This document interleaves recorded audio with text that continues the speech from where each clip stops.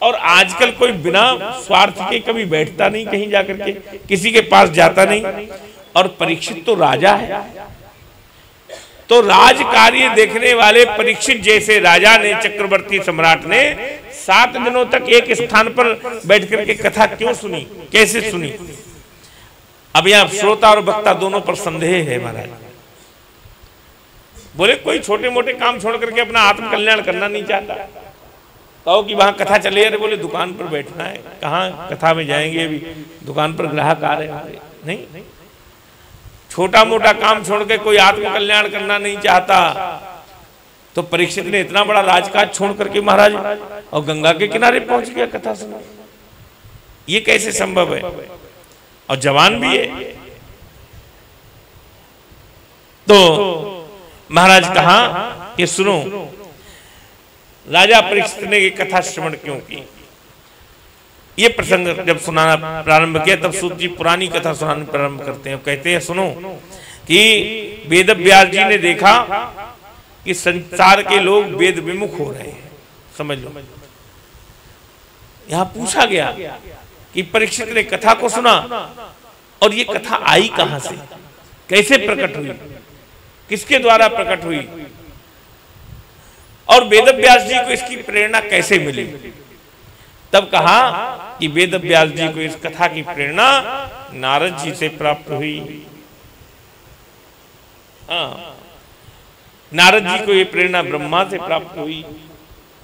एक बार नारद जी घूमते घूमते घूमते घूमते सरस्वती नदी पर पहुंच गए। वेद व्यास जी ने अपने आंखों से देखा कि व्यक्ति कितना मंद हो गया है, शास्त्रों को जानता नहीं, और आगे कलयुग आ जाएगा, बुद्धि मंद पड़ जाएगी। इतने शास्त्र हैं, इतने वेद हैं, कोई शास्त्र नहीं पढ़ेगा, वेद नहीं पढ़ेगा तो क्या होगा इनका? तो इसलिए उन्होंने वेद का चतुर्धा विभाजन कर दिया। एक वेद था बहुत मोटा, उसको 4 भागों में बांटा, ऋग्वेद, अथर्ववेद, सामवेद, यजुर्वेद। लेकिन फिर भी मन को शांति नहीं मिली। 17 पुराण रच दिए, फिर भी शांति नहीं मिली।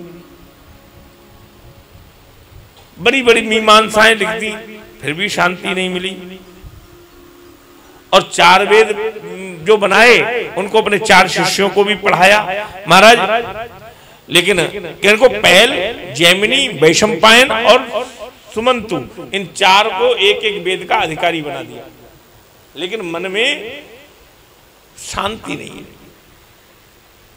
तब महाराज उसी समय नारद जी भगवान की प्रेरणा से सरस्वती नदी पर पधारे, जहां पर बड़े चिंतित बैठे हुए थे वेद व्यास जी। नारद जी ने कहा, आप चिंतित क्यों हैं? आपकी चिंता का क्या कारण है? वेद व्यास जी बोले, अब हमने सब कुछ तो लिखा, जितना हमने लिखा वास्तविकता है, जितना वेद व्यास जी ने लिखा उतना आज तक किसी ने नहीं लिखा। संसार के आत्म कल्याण के लिए वेद व्यास जी ने हमको बहुत से शास्त्र दिए, परंतु वेद व्यास जी के मन की चिंता नहीं हटी। अब आप ही बताओ नारद जी कि हमारी चिंता कैसे जाए? तब नारद जी ने कहा कि महाराज तुमने लिखा तो बहुत है, सब कुछ किया, खूब विस्तार किया। नारद जी ने कहा तुमने पुराण लिखे, वेदों का विस्तार किया, लेकिन भगवान के चरित्रों का प्रकाश नहीं किया अभी तक। जब तक भगवत भजन नहीं होगा तब तक तुमको आपा से मुक्ति मिलने वाली नहीं है। इसलिए तुमको हरि का भजन करना चाहिए। तो महाराज अतो महाभाग भवानम मोघद्रक शुचिश्रवा सत्यरतो धृतश्रवा। और नारद जी ने वेद व्यास जी की बड़ी प्रशंसा की और कहा कि आपकी दृष्टि तो अमोघ है, शास्त्रों का श्रवण किया है, सत्य में रत हैं, व्रती हैं आप भगवान का ध्यान कीजिए और भगवान की लीलाओं का उदय कीजिए। जब भगवान की लीलाओं का उदय करोगे तब लोगों के हृदय में भक्ति जागृत होगी।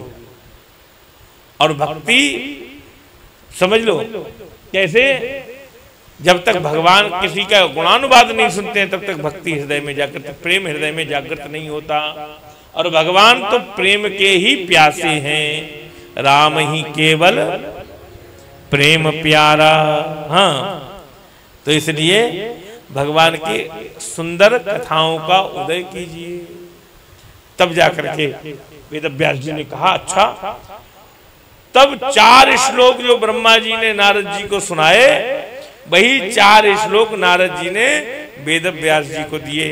अहमेवास्मेवाग्रे नान्यद्य सदसत्परम पश्चादहम यदेतच्च यो वशिष्येत सोऽस्म्यहम् ऋते अर्थम यत् प्रतीयेत न प्रतीयेत चात्मनि तद विद्यादात्मनो मायां यथा भासो यथा तमः यथा महान्ति भूतानि तथा भूतेषु वचेष्वनु प्रविष्टानि प्रविष्टानि तथा तेषु न तेष्वहम्। ये 4 श्लोक सुनाए और कहा सुनो, भगवान की गुणानुवाद से ही तुम्हारे मन की व्यथा मिटेगी।